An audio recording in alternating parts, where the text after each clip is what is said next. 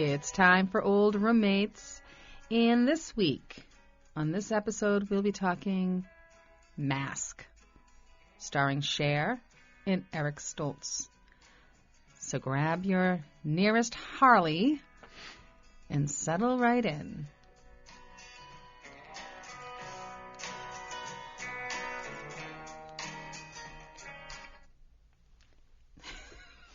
A little abrupt on that. It's an abrupt film. The director's cut. The director's cut, for sure. We should probably say, so welcome to Old Roommates, yes. The only podcast that revisits pop culture through a middle-aged lens. I'm Brian. And I am Christina. Welcome. Thanks. And once again, I said thank you. Again, we are recording at What Cher. This episode of Old Roommates was recorded at the podcasting studio at What Cher Writers Club, which is a nonprofit supporting Rhode Island content creators. You can visit them online at whatcher.org or visit them at 160 Westminster Street in downtown Providence. This is the important part. What Cher Writers Club is not responsible for any content produced in the club studio because we're just that crazy. Mm-hmm. Everyone has to be careful. We do need to be careful, especially talking with you. You should hear the stuff I edit out. Before we go any further, this is Brian. And I'm Christina. Just really quick saying, I'm sure we'll forget. We watched, when we talked about Now, we watched the director's cut on DVD. Which cut is a funny word for it, because it's longer. It's so much longer. 2 hours and 7 minutes. The other change is it's Bruce Springsteen music. Yes. Well, we'll talk. Yeah, we'll talk about the changes. Let's start with Ben. Go ahead, Chris. I'm sorry. So, I mean, do you want to talk about the change of the cut? I mean, that makes sense because we're talking about it. So the change is they added a couple of different scenes, and they replaced, which I think is so funny, they replaced all Bob Seger music with Bruce Springsteen. And so Matt didn't really watch it with me, but he was walking around as we were doing it. And I had said to him, I said, wow, I'm like, this is, 2 hours and 7 minutes long. And I said, and I thought it was funny that they replaced the music because, like, who does that? It's strange. I don't know if they just didn't have the rights or they just wanted Bruce. Do you know the reason behind it? I do. What's the reason behind it? Well, I talked to Bruce the other day. No, originally it was all done with Bruce Springsteen music first. Okay. It was done with Bruce Springsteen songs first. Okay. And unfortunately, they could not get. Bruce Springsteen was all about it. Bruce Springsteen allegedly cried after watching watching Mask. He told Peter Bogdanovich, the director, they're friends. He said, "You did amazing things. How you incorporated my music into this. It's an amazing film. I'm so happy." Unfortunately, I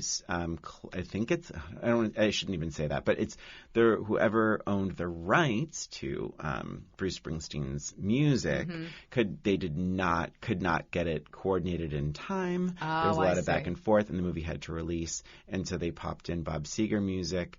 That was a studio choice, not the director's choice, and that's why, hence the director's cut. Yeah, so it was really funny, and I told Matt, and he's like, I was like walking around, and I'm like, I don't remember hearing all of this Bruce Springsteen music, so I thought that was kind of funny. I don't think I would have noticed, to be honest. Only when Born in the USA. And I have to be honest, I'm not a crazy Bob Seger fan. I do like Bruce. I'm not a great fan of either. I mean, I like Bruce. Yeah, I like Bruce. Him, Bruce Willis. I like Bruce Springsteen. I don't know what's wrong with me. He's clearly drunk. Oh my God. He has vodka in his coffee mug. This movie's just so emotional. Yeah. All right. So So back then. So I watched it, I think, once, like a million years ago. I remember liking it. I remember thinking it was a very sweet story. I didn't know. I remember not knowing who was Mask. Like, I didn't know it was Eric Stoltz. And I don't know if he was really a big name anyway at that point. I looked up when it was, and I think he had like little bit parts in like Fast Times at Ridgemont High. I think it was before Some Kind of Wonderful. Yes. So I don't think I would have known the name anyway. But I do think I looked up after, like, who was that? Like, whatever. Did I go to the library? Like, I don't know. Like, how did I look it up? I don't know. But maybe I read a magazine about it. But in any case, I remember I loved the character of Rocky, just liking his personality. He wasn't a victim, and liking that personality. I remembered specific kind of scenes, like the teaching the blind girl the colors. That's one of those scenes that I still think about today. Same. In, what is that, 100 years ago? Yeah. Right? Easily 100 years ago. I still think about that scene. It was so brilliant. I remember liking Cher, and I remember liking Sam Elliott. Like, I remember liking the characters. Mm-hmm. I remember the final scene with, I don't know, Cher with the pins. And I remember, obviously, the blind girl. However, I forgot it was Laura Dern. Oh, really? Yeah, I forgot it was her. So, yeah, I mean, that's kind of like my take. I liked it. Yeah, I thought it was good. Yeah, and do you know? So I watched the documentary with Peter Bogdanovich. He was right there with me. No, I was watching the documentary. Bruce and, it was an interview. Well, it was really more of an interview with Peter Bogdanovich, and he said that Laura Dern, people were going up to him after the premiere and saying, "Hey, I didn't know Bruce Dern had a blind daughter," because she was so convincing. Mm-hmm. The other interesting thing about Laura Dern is that she, during her scenes, she would put her eyes out of focus. To the point, did you hear this? To the point where it affected her vision for a time after making the movie. Oh my gosh! Yeah, because she was that committed. She was a so great actress. So good. She still is. She's amazing. She is amazing. For me, so I have seen this movie a few times back when I worked at a video store. I didn't see it at the movie theater. My friend Connie, I believe my friend Connie, it's one of her favorite movies, and I think she would play it in the video store a lot. And are you trying to see me? And yeah, because the microphones are in our face. So basically, but I remember this when I thought about Mask and we talked about this. I was like, oh my God, am I emotionally prepared? Because it's so. I remember it being so bleak and like dark, but like physically dark, like dark scenes, dimly lit scenes, and just like not a lot of smiles. And so I was kind of like, oh God, I love Cher so much, and it'll be great to revisit this because of that reason, and Eric Stoltz and Laura Dern. And I didn't remember the casting, but I just like, am I gonna, is this gonna be just a total downer? Like how, entertaining can this be? Mm-hmm. And there you have it. And I guess we can jump right in because I'll piggyback on that and say, this is not a downer. It isn't. It's not. Like I think the conclusion of it is, I mean, there's a lot of doors that sort of close on Rocky. Like his friend leaves, his girlfriend's going away. But that's the last, like, but that's what I'm saying. 20 minutes. But you're left with that feeling. Right. That is definitely, yes. Yeah. Yeah. So they try and do the spin with like Cher looking at the sunshine shining on her face. Now Rocky's sort of everywhere. His little poem being recited in the background. Which is allegedly really written by the real Rocky Dennis. Really interesting. Yeah, there's a lot of interesting factoids. I did look a little bit. I did look this up a little bit. I was really mostly not concerned. I was mostly curious about his father. Oh. And what's so funny about this, and we can talk about it now or not. It's that she says when Sam Elliott's character comes up, someone says, "Oh, is that Rocky's father?" Mm-hmm. And she said, "No, I was married to his father." That's the only reference, like I think, in the whole movie about his father. No, I think there's a line about her saying, someone says, we'll talk to the doctor says to Cher, can we notify the boy's father? And she's like, if you can find him. Oh, I missed he's that. All yours or something. Or like, if you can find him, let me know. Like, so and it's funny because I forgot, you're right too, that there's that marriage line. And I was like, wow, because in my mind I thought he was sort of a deadbeat and just like left. So my thought is, and if you look on Wikipedia. But Rocky talks about it. Rocky talks about the dad, saying that the dad like bailed like some months after. It was a pretty fresh, I thought it was, I don't know. I don't remember. So I looked up on Wikipedia, like, because I'm obviously it's a true story. Yeah. And it's so funny. It says, like, you'll have to look because it's kind of laughable in a way. It talks about him. He had an older brother. Did you know that? Died of AIDS. Had died of AIDS. And talks about the mom and like a paragraph here, paragraph here, paragraph here, and then it just says one sentence: Roy Dennis was his father, or his father was Roy Dennis. Oh, that's it. So doesn't say anything. So I'm wondering if like he just had a problem with any. Maybe they don't know much about him, or maybe he just had a problem with him, being, just any kind of notoriety. I'm not sure how to do this, but there's a lot of trivia with this movie because it's very, because it is based on a true story. There's a lot of stuff like the Rusty Dennis, the mother, the real Rusty Dennis, sold the rights to the story. He had already passed away. Rocky had passed away for $15,000. Oh my goodness! Which is, I'm sorry, nothing. And it's nothing even in the 85. 80s, nothing. That's nothing for someone's life story. And she did it though to pay for the medical bills of her older son who had AIDS. Mm-hmm. And that is, I think, very crushing. She passed away. Did you know this one? She passed away because she was 70. Yeah. She got into a motorcycle accident. So she was really living. I think cheers to her because she was living her life riding motorcycles at 70, and that feels right to me. Like sure. She died. I don't know. So, but there was that. And you mentioned Eric Stoltz and all that, and Rob Lowe almost played. Isn't that interesting? Yeah, Rocky Dennis. I can't imagine. And it was one scene that Eric Stoltz did where he had to do a reading for Peter Bogdanovich, and there was a line about, it's the scene with Laura Dern, and she's like, oh, why is your name Rocky or whatever? He's like, oh, my name's Roy, but my mom used to always call me Rocky, and she would rock me. And Peter Bogdanovich said when he was the only actor, and they saw, I guess, I don't know how many, dozens of actors, but he was the only actor that said Rocky, and that changed his voice. And he was just like, wow, if you can make that decision in seconds to do the inflection, where no other actor did that kind of beat.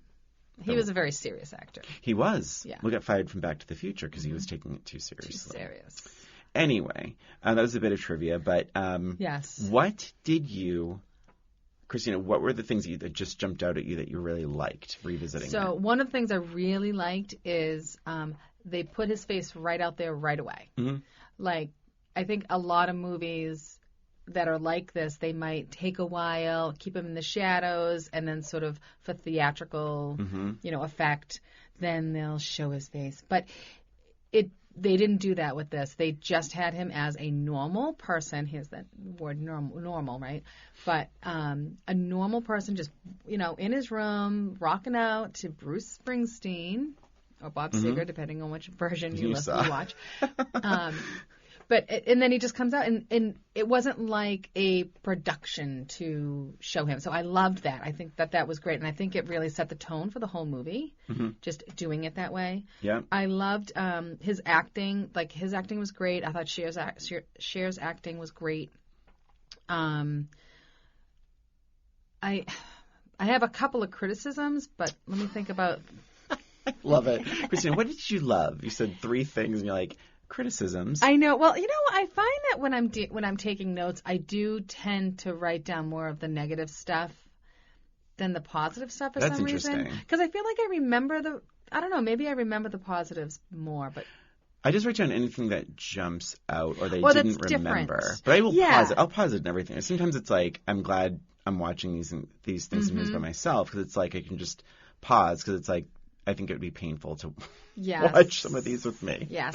But I think that it's almost like I write down the stuff that surprises me maybe about it, and I guess maybe the negatives are more something that surprises me because I think that it's going to be a movie that I like because that's why we're revisiting, and I don't know. It's just your criticisms did you have them then too, or are these new through like fresh? These are fresh negatives.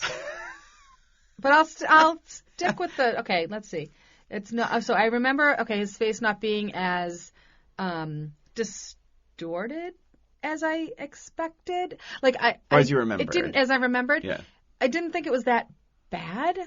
I mean, I don't know. I think maybe I was expecting it to be a lot worse. I agree with you. Yeah, I'm like, it's not really that bad. Yeah. I mean, I wouldn't want it. Don't get me wrong, but it's not that bad. Cher was so young.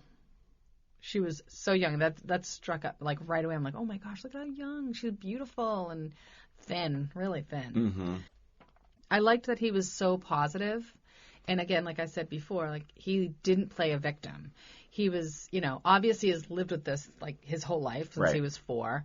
And, he's just living his life. He's not a victim. He's just sort of like used to these people looking at him. He's used to having, sort of witty comebacks. And, kind of his defense is just kind of being smart and proving them like this is who I am. Like, you're being stupid. Yeah, I agree. And I like, yes, and I like that they kept sort of the bullying thing to a minimum. There's a couple comments, and one, in fact, he even like confronts like the kid and pushes him up against the locker. I think that's intended. I think that bullying at that point is intended because it's like he's positive through the whole movie, right? Yeah. And this is towards the end of the movie when he's at like this low point where his friend's moving away and he can't see his girlfriend and all this stuff is happening and then it's almost like he never gets a break. Like, never gets a break, and then he's got take your mask off, and then he like goes like he really. I know, and I have to say, it's an interesting thing to pick on someone about because it's like, it's not behavior, it's just what you look like. And I also think, like, I think that young people, if they saw someone who was I don't know if the right word is disfigured, but if someone who looks different to that degree, if you would be afraid of them in some way at first, and I don't know how it goes from fear. Well, you fear what you don't understand, right? So it's like it goes from fear to insulting the person, right? And it's like really, I think it's probably perhaps the most like sort of brutal when you can't change. It's an appearance. It's that you can't impact that. I think it's a strange thing. But I did. I mean, there's really only I think 2 or 3 scenes in a 2-hour movie where he is made fun of for his looks. Right. I mean, it's a disease. It reminds me of an insult that I don't know if I ever said it in high school, like just between friends, like not it's such a joke, but they would say like, "Oh, you're fat," and I'd say, "Well, not, I don't know, whatever. Well, I can go on a diet. Well, you're ugly, and I can go on a diet." It just reminded me of that. Sorry, but that other scene also was a little bit surprising because it was a little bit unrealistic in that this guy is standing with his girlfriend. Or a girl, and he walks by and he shouts out whatever, you're ugly, whatever it is. He shouted out. Take it off. Yeah. But I feel like that's a little bit unrealistic. I don't feel like it was true to life. I feel like it would have been more realistic if he was with a group of friends. Because that's when a bully is more likely to yell out or start picking on somebody, is when you're in that group of friends. If you're like with your girlfriend, especially at that age, don't be a dick. I feel like you just want to be, like a little bit, I don't know, quieter. Or that's whatever. Interesting. That's a good point. I kind of noticed that. Like that's kind of weird that. Also, it's like the shouting. It's like I wish you'd take it off. Like, it's like, really? Like, what are you doing? I know you're a kid, but like, it's just weird. It's weird. Let's see. So, really quick, another bit of trivia. Cher, from making this movie, she is now like the spokesperson for the Craniofacial Association. Oh, no kidding. I didn't and she's know done that. a lot for the charity or the actionable organization. So it was kind of a life changer for her. So let me tell you some of the things that I really liked. I liked the sweet blonde couple, the kid he helped tutoring in math. Oh, that was a nice sweet thing. I liked when he said $3 an hour. Love that. $3, and like everyone, the whole class turns and looks. Yeah. I will mention, of course, the acting. Like you already said that the acting is great across the board. I really liked and I didn't remember this at all. The scene with Estelle Getty from the Golden Girls plays her mom. Oh my gosh. Can I just tell you, I didn't even recognize her. It wasn't until the credits rolled and I'm like, that was Estelle Getty? Chris, I didn't even recognize her. I was shocked at myself. I know. Even her voice? Well, she didn't really speak much. That's true. She had a lot of stopped half sentences. He's trying. Yeah. What was her real name? The Rusty, she said it. Florence. So I would have changed it too. It's so evil. So then Richard Dysart is from L.A. Law, playing a very different character in this. He plays her dad. And I really liked their scenes together. They were so good. You're right. With the ball and like throwing the ball at each other. Like, such I forgot a real about that. relationship. I forgot about that relationship too. Completely forgot about the grandparents. Yeah. But it was so real. Like and I wrote that down somewhere in my like scribbles. Yeah. That I felt like it was one of the most real relationships that I've ever seen, in that you could tell this was years and years and years of just friction between the two of them, and it was never resolved, and now they're trying to like kind of just exist in the same world, but they clearly don't understand each other. I was just going to say the word understanding. Yep. He has no understanding of his daughter or her life, Nothing. and doesn't even like entertain it. He'd rather make fun, have Right. snide And I don't even think that he understood that he was making fun of her. Like, I really felt like there was such a misunderstanding. Like, he thought he was just saying a fun joke. She took it super sensitive, like as she should. Yeah. But, like, I don't think he was doing it to get her upset. I think he really felt like it was a funny story. And I think her getting upset surprised him.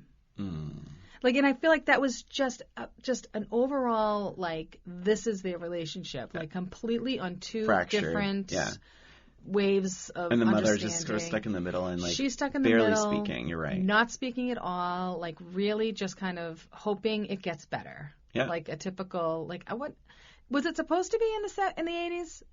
Or was it supposed to be placed? Yeah, well, his tombstone said 80. Oh, okay. when he Okay. died. That makes sense. Okay. Because I was going to say, it's almost like a 70s attitude. And I think the bikers, which we'll get to, that felt 70s to me. So the other thing I liked is one of the new scenes in the director's cut were at the campfire. Oh my God, it was so Jesus, why did nice. they cut that? That was a great scene. I really honestly don't know why that was cut. The only thing I can think of is because it was Cher singing. But she's not singing like Cher. She is singing like a character. And it's like very playful and fun. And I was like, this movie definitely needed that bit of joy in there. Because it's like you get the sense. And I felt that was much more of a convincing argument for, like, say, being part of a motorcycle gang than that. This goes in my big negative pile. Burying the motorcycle? No, but that's real. So here's the thing. So in that Peter Bogdanovich thing, but that's a real thing. I'm so glad. That's the other cut scene. Yeah. And I'm glad they cut it. Well, what I was going to say is the blood drive, where they keep punching Bulldozer BD. Oh. But, like, a punch... So here's my big negative with this movie. The motorcycle gang does not track for me. I don't buy I did not it. like it either. I don't buy it, and I know this is a big part of her life, and yet it doesn't track. I don't know if they're too cartoonish. That's exactly... Cartoonish. I think I might have written that down. It's very almost like a caricature of a motorcycle gang. Everybody's dressed exactly the same. Personalities, exactly the same. Yep, same personalities. There is not one differentiator, to the point when Red dies, I'm like, which one's that? Right? Right? I'm like, was it the old guy? Like, I don't even know. I didn't know Dozer's name. And oh my God, I'm sorry. That scene where he was like, I'm proud of you.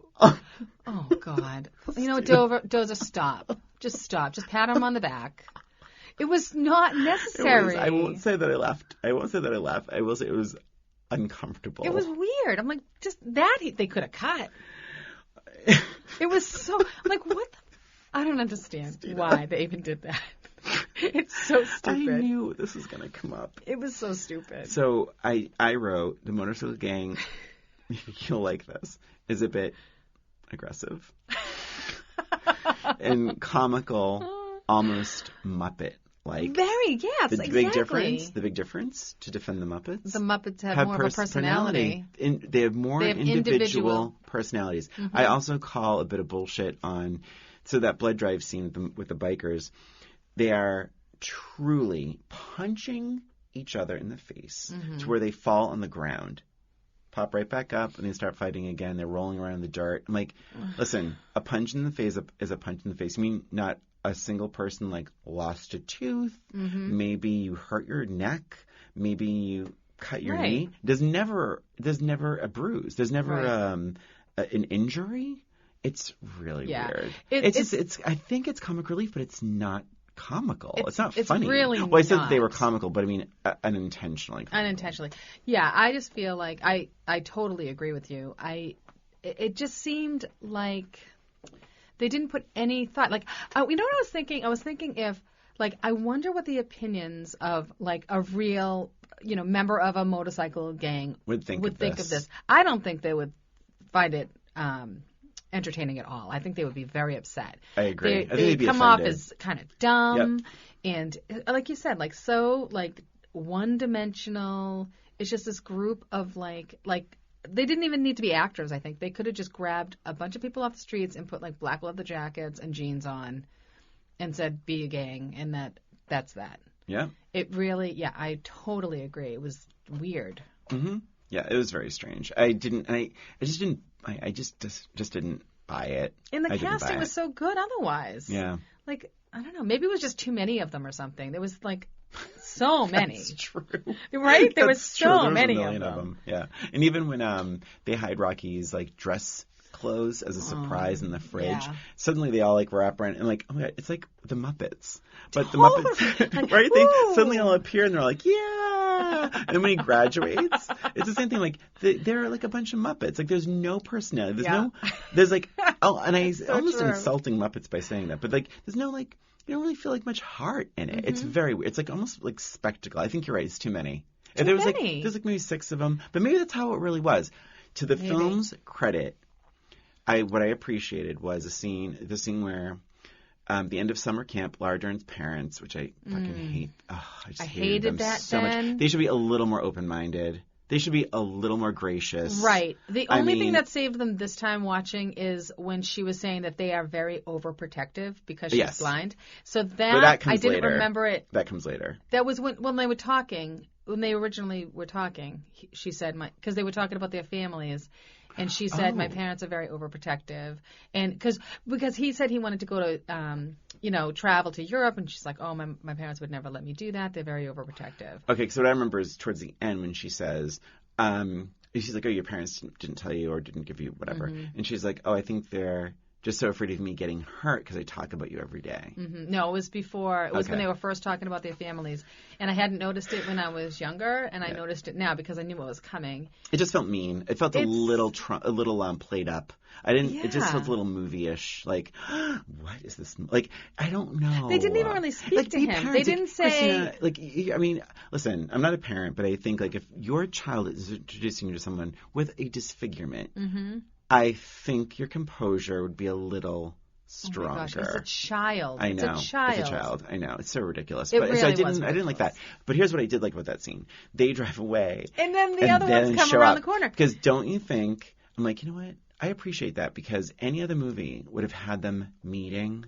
Yeah. And it would have been super uncomfortable, and there would have been a fight, and Cher wouldn't have been able to compose, or Rusty wouldn't have been able to compose herself, and then it would have like blown up and been awful and really awkward. And I'm like, I'm so glad it didn't do that because that scene we've seen a million times in a million movies, like where the parents are like just oddballs with each other, and like, and I'm so glad that it dodged that whole thing. Yeah. And so that's kind of a backhanded compliment, but I'm glad we didn't have to endure Cher meeting the snobby parents. Yeah, I had enough of the Cher speeches, I think. Excuse me?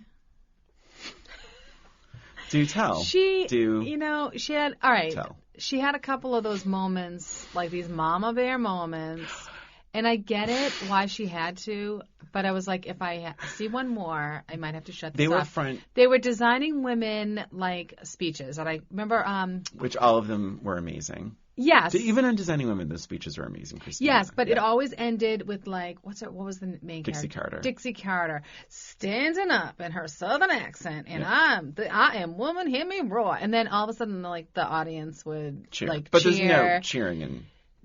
But that's why I call them, like, designing women moments. Okay. Like, every episode had it, and it's like, fine, whatever. It's a sitcom, and that happens. But it's a bit much. Like, I get that that's who she is.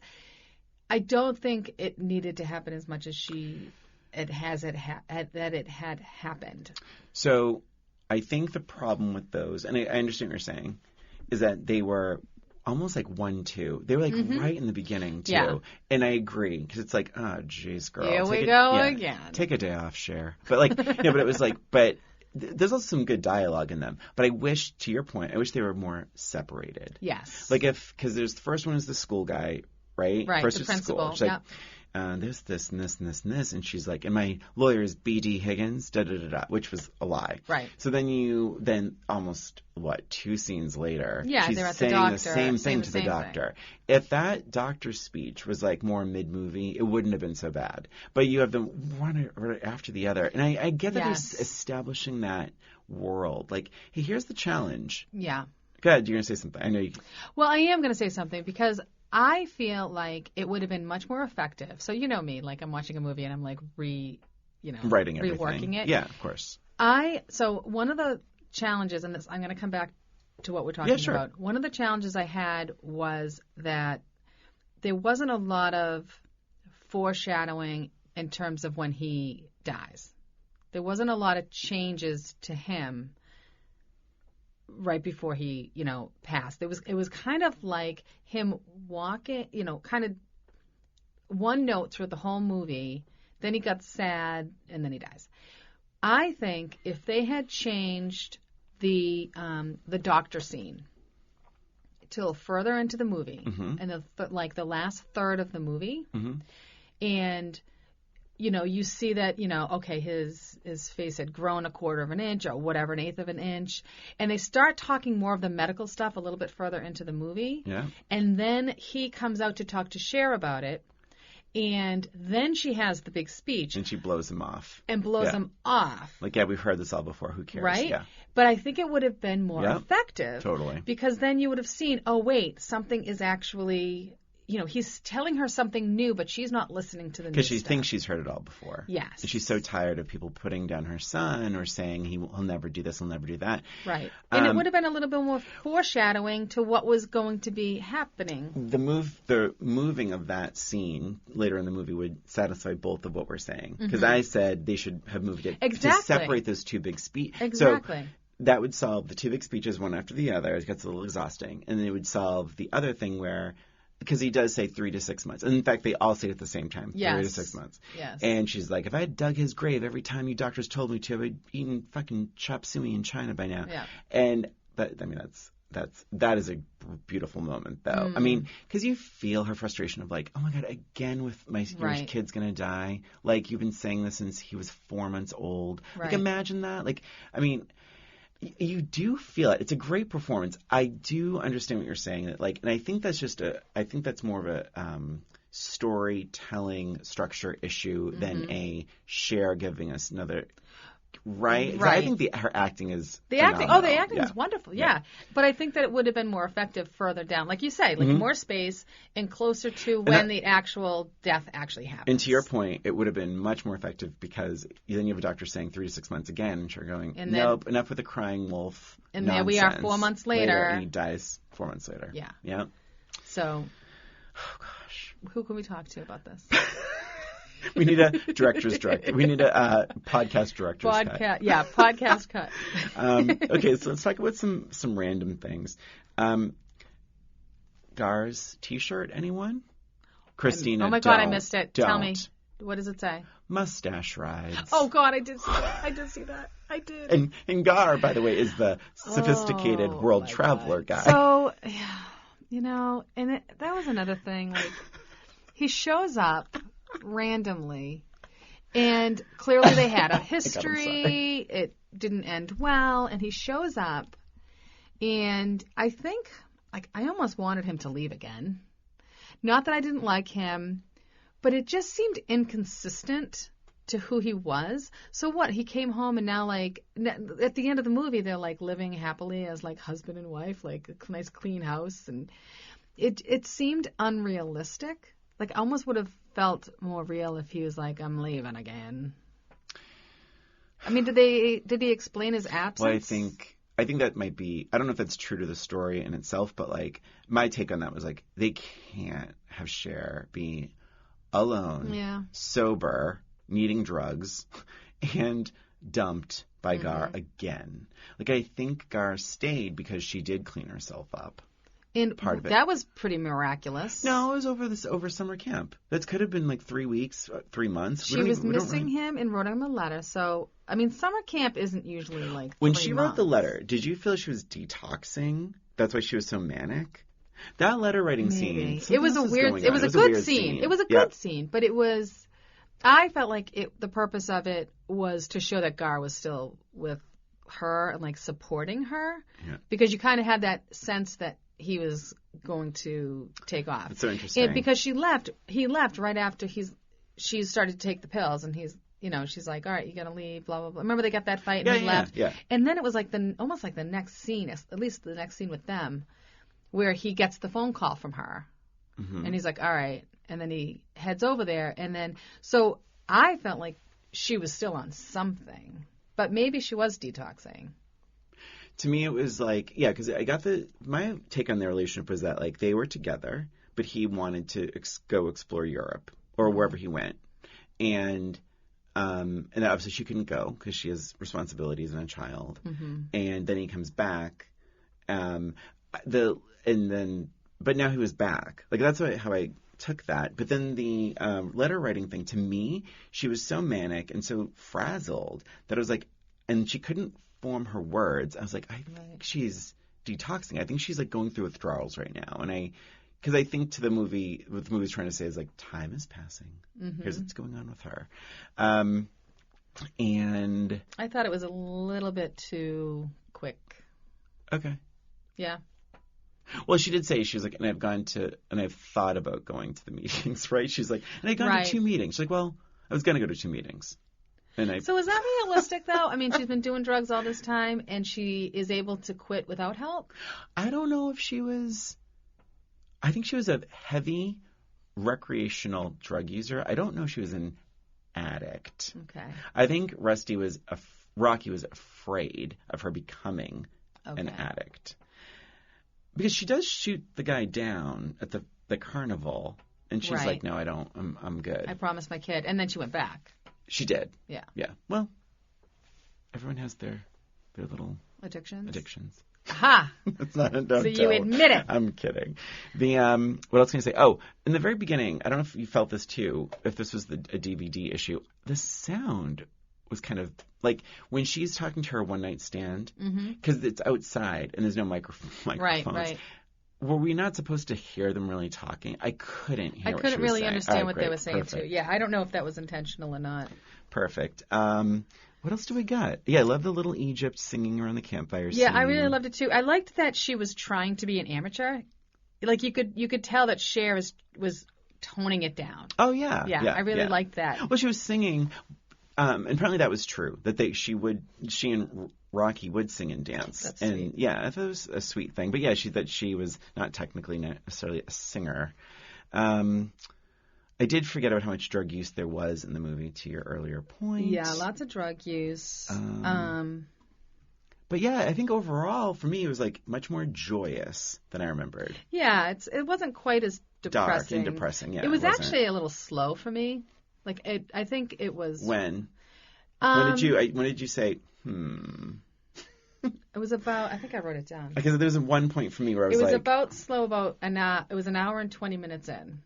And I'm like, all right. Do you know what was going on? I don't know. It was right after I wrote Dozer Speaks, unnecessary. Wait a minute. So is that right before he jumps on the bus to see Laura Dern's character? Yeah. I think I was kind of waiting for that, too, because I remember him meeting and, like, I think it was right. Yeah, it was right around there. Like when the grandparents showed up. Are you laughing at my notes? Just a stupid. What is it? Dozer Speaks unnecessary. That's Christina's note in her notebook. I just said that. I literally No, just I know. Said that. It's just funny to see it. Dozer. So my other thought was that I liked Rocky's confidence, but I also felt like it was a little too cool, and it was like a ton of confidence for being a teenager. Like, he had a lot of confidence. I don't know. I think that was okay. I think he had to grow up fast without a father. Yeah, true. And I think... True. I think he's had to fight most of his life. Mm-hmm. I don't know. It all rang true for me. I think even the scene where they clap for him in the classroom because he tells that that funny history story. Like, I'm buying this. I'm buying this. Yeah, It was cute. I would have clapped too. I think he is an entertaining, nice guy. Yeah. I agree. I thought it was a little bit much at times. Like, I am just like so cool. I mean, your mother's Cher. You're going to be cool. You have to be. Yeah.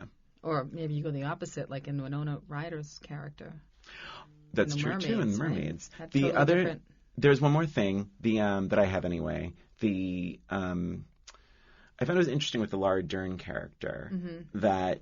I don't know what this really says, but I found what they shared was like this sort of self-deprecating humor about themselves, and I think that's why their connection was so deep. Mm-hmm. I completely believe that they were in love, and it was a very sweet thing. But she says a line like, "I couldn't hit a barn with an elephant," right. And I thought that was cute. And to your point, that scene of her identifying colors, is beautiful. It is so beautiful. And I know I've seen I know Family Guy, I think they did a spoof on that little scene. But it is really a nice, beautifully written, amazingly acted scene. Yes. The only thing I was really disappointed about was that there weren't enough colors for him to have her learn about.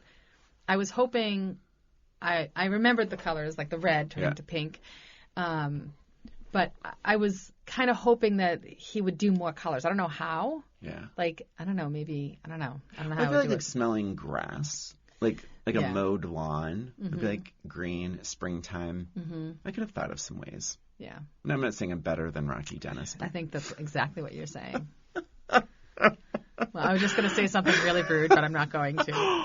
Please don't. I won't. So I think. Should we take a little break? Let's take a quick break. All right. We'll be back. Hey there, it's Christina and Brian. We just wanted to take this break to thank you for listening to Old Roommates, the only podcast that revisits pop culture through a middle-aged lens. Please subscribe to Old Roommates on iTunes, Spotify, and wherever you listen to podcasts. And give us a rating or review while you're there. If you have any questions, comments, or observations, shoot us an email at oldroommatespod@gmail.com. Follow us on Facebook, Twitter, and Instagram at Old Roommates. Thanks for listening, and now, back to the show.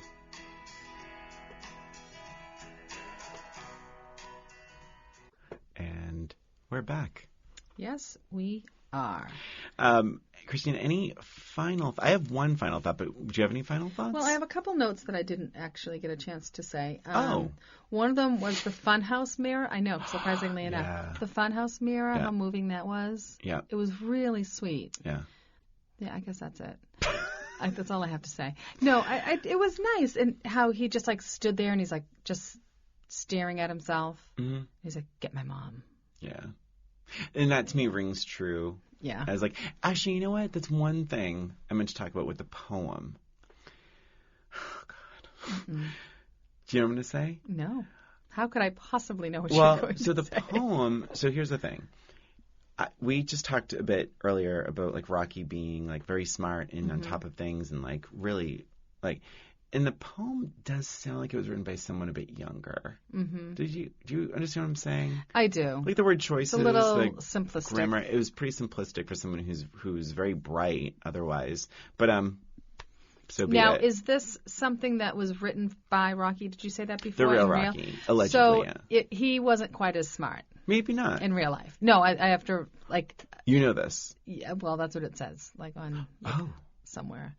Well, then why did they win he was 4 blind, awards? Legally blind. Yeah, he was legally blind. Yeah. There were a few things that were going on with him that wasn't quite the same. So I think that's probably they probably could have written a different poem. Perhaps if they're going to enhance his intellect a bit more. Yeah. My other note was the end when Cher is smashing everything to bits in her dining room. she walks back into Rocky's room. Mm-hmm.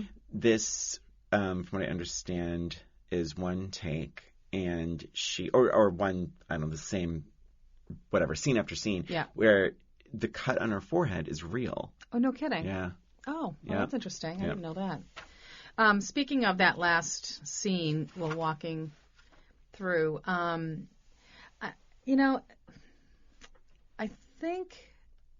don't think I would just do a slow walk to the room.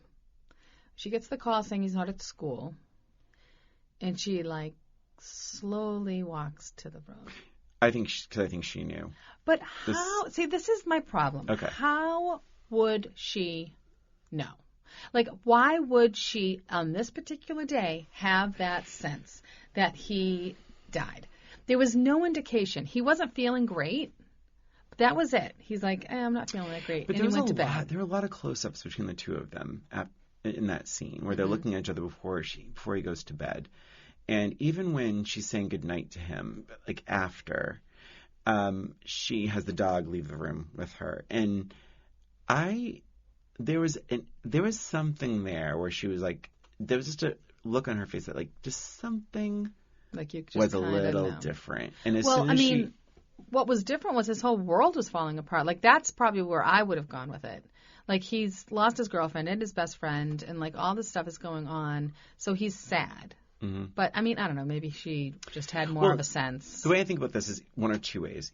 She either knew just from that call, oh God, he's dead, and didn't need to run because she knew he was dead, or she was so afraid of the inevitable and didn't want to face it. Yeah, that makes sense. Yeah, to me, it felt... the other thing, too, is she didn't really check on him too much. She basically just touched his forehead and he was cold and she put a blanket on him. But, she never checked his, heartbeat. She never, there was no real checking to see if he was dead. He might have just been Maybe sleeping. she misplaced her stethoscope, Christina. Honestly, does it go from living to dead like that? There's no, slowing down. There's no coma. There's Life no, is a mystery, Christina. But she didn't even check his pulse. I don't know. Know. You seem to be quite the defender of Cher. I will always defend Cher. I loved that the dog kept reappearing, in scenes. I liked that was a nice little detail. He was a good dog. It was a great dog. He just stopped on the sidewalk. He's like, no, stay. And dog stayed. The only okay, so I have a couple more little tiny criticisms, but we talked about the burying of the motorcycle. Oh my God, I just can't. Allegedly I don't even care if thing. it's real. I don't even care if it's real. I don't even know how much motorcycles go for, but it's probably an $80,000 motorcycle. Well, they could use the money. God, it's those Harleys are expensive. All right, I don't know. And they're just going to bury him. We didn't even see him being buried. Are we sure he's even buried? And there was Laura Dern. I really loved her. I thought she did a great job. And I'm a huge fan of Laura Dern. Yeah, of course. I just felt like she was so smiley. Sometimes it was a bit over the top. Okay, stop. Just stop giggling. Stop smiling. just stop. So I thought that was a little bit annoying. I can see where someone's happiness would drive you crazy. Yeah, absolutely. Oh my God. And I'm sorry. But, okay, this is my last thing, because I do have a couple more things, but I think the listeners are going to be like, she hated the movie, which I didn't. The surprise gifts. You mentioned the text in the refrigerator. Rocky, go get me a beer. So he goes in, opens the refrigerator door, the new suit, the Muppets come around. Yeah. Yay, good job. What, a scene or two later? I keep saying Rocky. that. Rocky, go check the time of the game. Goes to check the time of the game, opens up. Surprise! Tickets to the game. I'm like, seriously, guys?